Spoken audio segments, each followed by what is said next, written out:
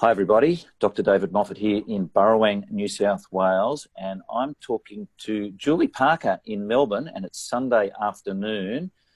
Julie, thanks for being on the call with me, and My pleasure. really glad to be talking with you about the event that we've got planned in Merimbula next month. I think it's only 5 weeks away now, the Dental Fire Aid New South Wales. So the reason we're putting that on is that Merimbula and a lot of towns in South Coast of New South Wales, as well as in Victoria, have really been hit hard by the bushfires and also the follow-on effects of nobody going to those towns during the holiday periods, and their economies are really suffering. So that's the reason that Dr. Craig Newman in Merimbula and I decided that it would be nice if we could get a dental conference happening in Merimbula to bring some dentists there to stimulate the economy, stimulate the accommodation economy, the restaurant economy, the entertainment economy, the tourism economy down there, and see whether we can just raise some attention for Merimbula on the map. So, Julie,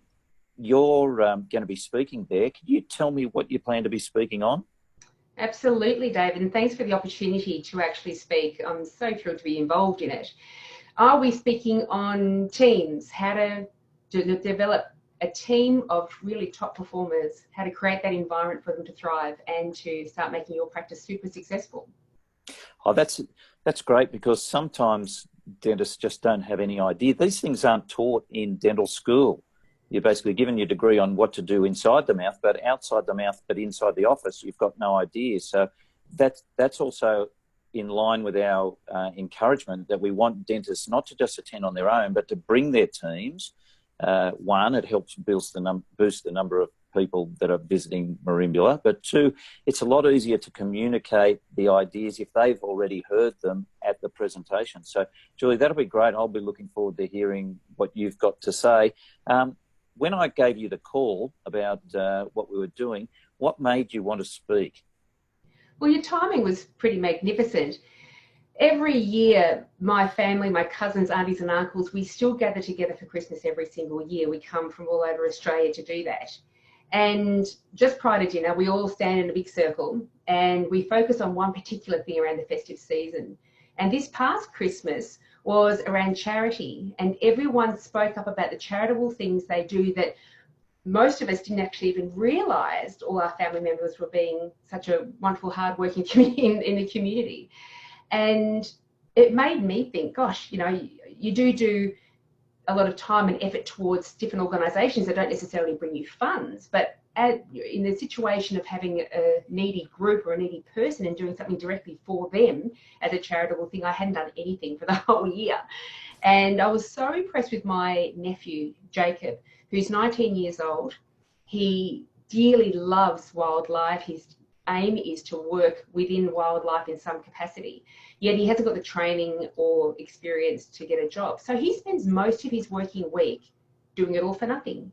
And he was one of the first ones to be going into New South Wales and Queensland and help all the koalas and all the wildlife, getting them into hospitals to get treated and then being brought back into some sort of environment where they can continue to live. And his work really inspired me. And so when you said it was for Fire Aid, I thought, gosh, this is just a gimme. So thank you for the opportunity. Oh, that's great. And it's nice to have that personal story. And it's always nice to be charitable. And it's also fun, like you said, finding out what the rest of the family does, because sometimes we don't even know. It's a good family spirit and nice story there. Now, Julie, we've got, I think, 14 or 15 speakers on the agenda over 2 days, which is a great variety of speakers for people who have a specific interest, but also for people to maybe find out, you know, another interest in dentistry that had not been on their radar. Who are you looking forward to hearing speak at Fire Aid? I am desperately trying to get into an audience with Jane Bandy. Oh, because wow. Jane and I have had this kind of mutual admiration society thing going on for a number of years on Facebook and social media. I read all of her blogs. I read your blogs as well. And I love her insights, and she seems to be just one of the most genuine, nice people of the world. And just before getting on with this call with you, I jumped onto her website and went through her testimonials, and there are just glorious things being said about her. So I'm super excited to see Jane speak and meet her finally face to face. Oh, great. That's great because I was just saying to Dr. Harry Margaret yesterday that he's looking forward to hearing you speak, and I'm looking forward to hearing you speak as well. So we've got this mutual admiration society happening. I'm also looking forward to hearing your husband Charles speak and present. So it's exciting. There's some speakers.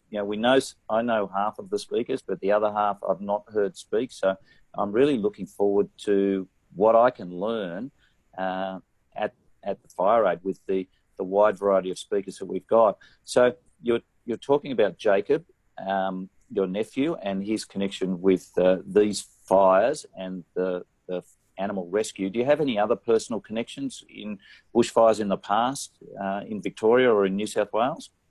Luckily, I've been spared that. It's only been the stories through other friends and newspaper items and things like that that I get to hear these heartbreaking stories. And it's a terrible space to be in when you find yourself censoring what you read because it's just too heartbreaking and too distressing. You have to keep reminding yourself that the distress that we feel, if we can convert that into something positive, like you've given me the opportunity to do with this, it can help you feel less helpless and that you're contributing in some way. And because it can get very distressing as an audience, especially with social media now, so many stories and images are in our faces all the time, you can get quite depressed about it.